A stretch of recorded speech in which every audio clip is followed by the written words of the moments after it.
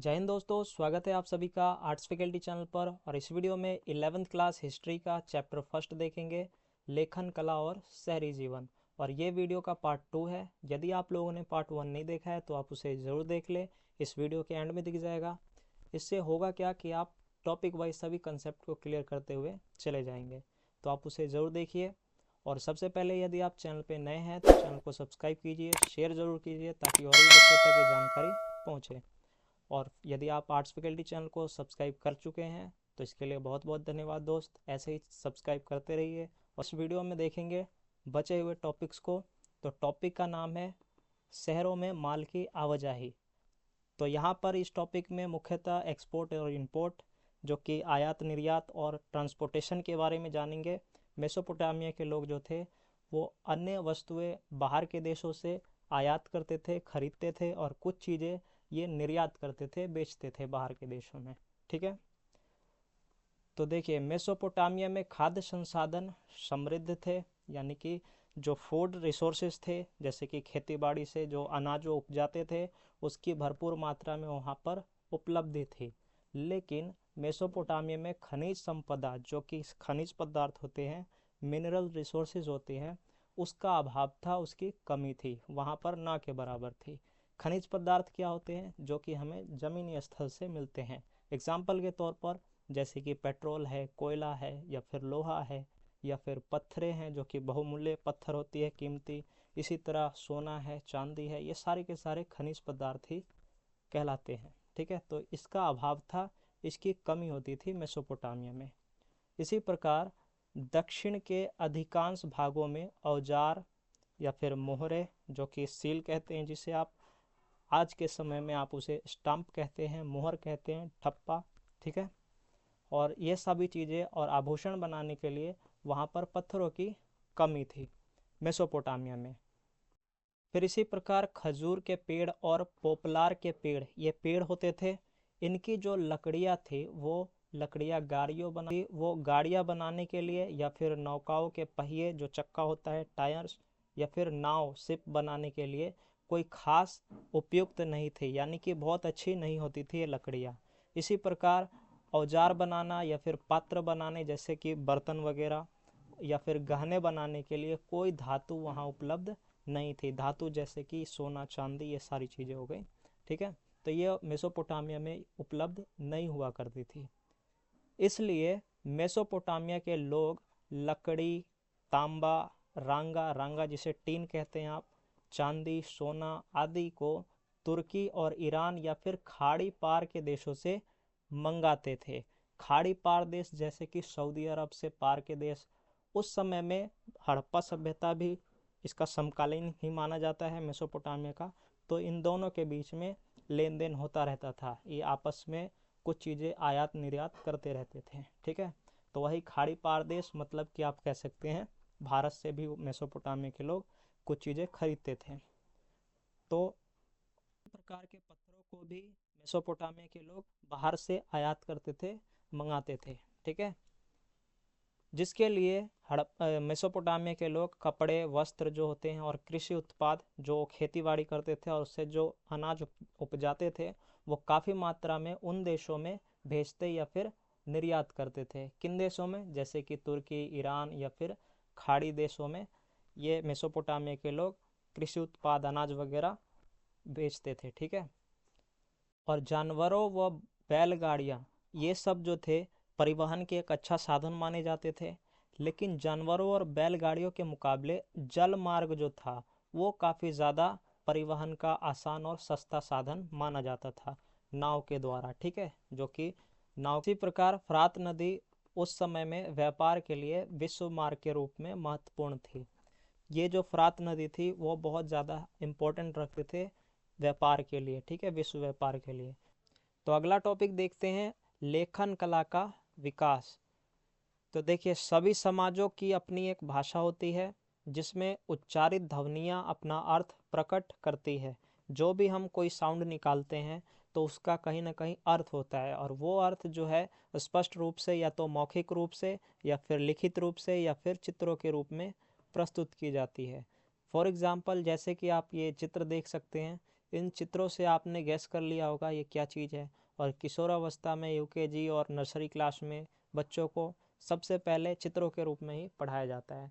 तो इस प्रकार से जो किसी विशेष भाषा की ध्वनियों को एक दृश्य चित्र के रूप में प्रस्तुत करना एक महान बौद्धिक कला का उदाहरण माना जाता था या फिर उपलब्धि मानी जाती थी। ठीक है। तो मेसोपोटामिया में जो पहली पट्टिकाएँ यानी टैबलेट पाई गई है वे है लगभग 3200 ईसा पूर्व की, और उनमें चित्र और संख्याएं दी गई है। ठीक है। 3200 ईसा पूर्व की पुरानी टैबलेट पाई गई है। यदि आप लोगों को ईसा पूर्व और ईस्वी में कोई डाउट है तो आप ऊपर आई बटन में देखिए। इस वीडियो को यदि आप देख लेते हैं तो ईसा पूर्व और ईस्वी के बीच में डिफरेंस को आप अच्छे ढंग से समझ जाएंगे, तो आप उसे ज़रूर देखिए। ठीक है। तो 3200 ईसा पूर्व पहले ये टैबलेट पाई गई है, मीन्स कि आज से लगभग 5000 वर्ष से भी अधिक पुरानी है ये टैबलेट। ठीक है। और वहाँ पर जो बैलों की और मछलियों, अनाज जिनमें की रोटी आदि की लगभग 5000 सूचियाँ मिली है, जो कि मेसोपोटामिया के दक्षिणी शहर उरुक के मंदिरों की हो सकती है। और वहाँ पर जो चीज़ें आती होंगी और वहाँ से मंदिरों से जो चीज़ें जाती होंगी उन सभी चीज़ों की ये एक सूची होगी। ठीक है, ऐसा माना जाता है। फिर लेखन कार्य तभी शुरू हुआ होगा जब समाज को अपने लेन देन का स्थायी हिसाब रखने की आवश्यकता पड़ी होगी। कोई भी कार्य किया जाता है तो उसको ऑडिट किया जाता है, उसका हिसाब किताब रखा जाता है। तो समाज को ऐसी आवश्यकता पड़ी लेन देन की, अस्थायी हिसाब रखने की, तो लेखन कार्य भी शुरू हुए। ठीक है। क्योंकि शहरी जीवन में जो लेन देन है वो अलग अलग समय पर होते थे, आज भी होते हैं, और कई प्रकार के लेन देन होते हैं, कई तरह के लोग होते हैं उसमें शामिल, सौदा भी कई प्रकार के होते हैं। तो इस प्रकार से यह हिसाब किताब रखना अस्थायी रूप से आवश्यक माना जाने लगा और लेखन कार्य शुरू हो गया। तो मेसोपोटामिया के जो लोग थे वो मिट्टी की पट्टिकाओं पर लिखा करते थे। इसका एग्जाम्पल आप ये देख सकते हैं। मान लीजिए ये एक पट्टिका है मिट्टी की, ठीक है, और इसमें वो लेखन कार्य करते थे। ये क्या लिखा हुआ है? आर्ट्स फैकल्टी, और यहाँ पर लिखा है सब्सक्राइब नाउ। ठीक है। तो दोस्त, आर्ट्स फैकल्टी को आप सब्सक्राइब ज़रूर कीजिए ऐसे ही शानदार कंटेंट के लिए। ठीक है। तो यहाँ पर मान के चलते हैं कि ये एक मिट्टी की पट्टिका है, और यहाँ पर वो लोग क्या करते थे, चिकनी मिट्टी को गीला करता था और फिर उसको गूंद करके, जैसे आटा को गूंदा जाता है वैसे गूंद करके और थाप करके, और वो इस आकार में एक पट्टिका बना लेता था, जैसे आपका पेज, जिस पेज पे आप लिखते हैं उस आकार में। ठीक है। और वो इस तरह की पट्टिका बना लेता था जिससे कि वो एक हाथ से आसानी से पकड़ सके अपने हाथों में। और फिर उसके बाद उस पर उसकी सतह को, मान के चलते हैं ये जो सतह है इसको चिकना कर देता था जिससे कि वहाँ पर लिखा जा सके। उसके बाद सरकंडे की तीली वाली तीखी नोक से वो लिखा करता था, उस पर किलाकार चिन्ह बना देता था, लिपिक। ठीक है। किलाकार जो है वो क्यूनिफॉर्म से निकला है। लातिनी शब्द का अर्थ है ये क्यूनियस, जिसका अर्थ होता है खूंटी, और फार्मा का अर्थ होता है यहाँ पर आकार। ठीक है। तो आप कह सकते हैं खूंटी आकार, ये किलाकार अक्षर का मतलब हुआ या क्यूनिफॉर्म का मतलब हुआ। ठीक है। तो ये चिन्ह बना देते थे यहाँ पर लिपिक। लिपिक होता है लिखने वाला। ठीक है दोस्तों। तो जब ये पट्टिकाएं धूप में सूख जाती थी, पक्की हो जाती थी फिर ये, और उस पर हिसाब किताब का जो ये ब्यौरा है वो एक तरह से मान लीजिए उसका काम हो जाता था, तो वो पट्टिकाएं फेंक दी जाती थी, वो वेस्ट माना जाता था। फिर नया चीज़ ऑडिट करना होता था, नई चीज़ें वहाँ पर चढ़ानी होती थी, तो फिर ऐसी पट्टिकाएं बनाई जाती थी और फिर उस पर लेखन कार्य किए जाते थे मेसोपोटामिया में। ठीक है। फिर 2600 ईसा पूर्व में लगभग इसके आसपास ही वर्ण जो थे वो किलाकार हो गए, जैसा कि आपको बताया जा चुका है, और भाषा सुमेरियन थी। अब लेखन कार्य का जो प्रयोग था वो केवल हिसाब किताब के लिए नहीं होता था, बल्कि राजा के कार्य, आदेश और शब्दकोश, डिक्शनरी बनाने के लिए भी किया जाने लगा, यानी कि व्यापक स्तर पर इसका इस्तेमाल लेखन कार्य का होने लगा था। ठीक है। अब अगला टॉपिक देखते हैं। यहाँ पर अगला टॉपिक है लेखन प्रणाली तथा साक्षरता, यानी कुल मिलाकर के जो लिटरेसी थी उसके बारे में देखते हैं। तो देखिए, जिस ध्वनि के लिए किलाकार चिन्ह का प्रयोग किया जाता था वह अकेला व्यंजन या फिर स्वर नहीं होता था। एग्जाम्पल के लिए जैसे कि अंग्रेजी शब्द में एम या फिर ए होता है, लेकिन अक्षर जो थे वो कैसे होते थे, जैसे कि सिलेबलेस, ठीक है, इस तरह का।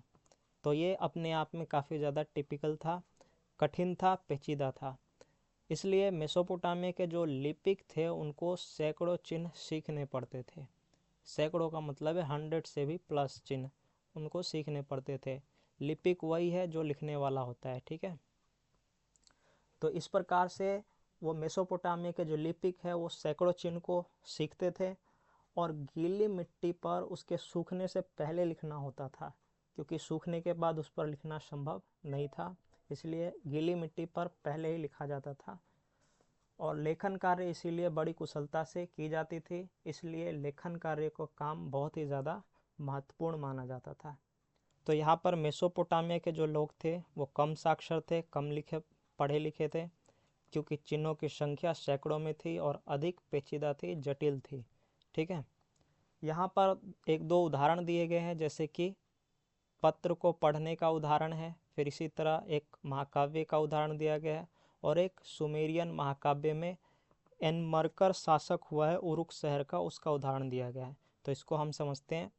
तो देखिए, यहाँ पर एक अधिकारी जो होता है वो राजा को लिखता है खत, तो उसमें कैसे शुरुआत होती है वो उसके बारे में बताया गया है इस लाइन में।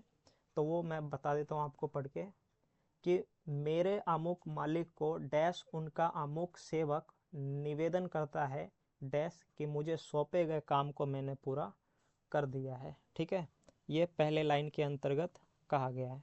फिर एक ऐसे ही काव्य का उदाहरण मिलता है जिसमें बताया गया है कि इस काव्य पंक्तियों को सदा याद रखा जाए, ठीक है, और बड़े बूढ़े लोग उसे बार बार दोहराए और अपने छोटों को सिखाए, ठीक है, पिता अपने पुत्रों को बताए, यहाँ तक कि ग्वालों के लिए भी उनके कान इस काव्य के लिए खुला रहे, ठीक है। वो भी इसी प्रकार एक सुमेरियन महाकाव्य में बताया गया है कि एनमरकर शासक उरुक शहर का होता है, उसका एक एग्जाम्पल बताया गया है, एक कहानी बताई गई है कि एनमरकर से ही व्यापार प्रणाली मेसोपोटामिया में शुरू होती है, ठीक है, कैसे, तो उसकी कहानी। इस वीडियो में इतना ही, मिलते हैं अगले नेक्स्ट वीडियो में थर्ड पार्ट के साथ। तब तक के लिए चैनल पे नए हैं तो चैनल को सब्सक्राइब कीजिए, शेयर कीजिए, पसंद आई हो तो लाइक कीजिए।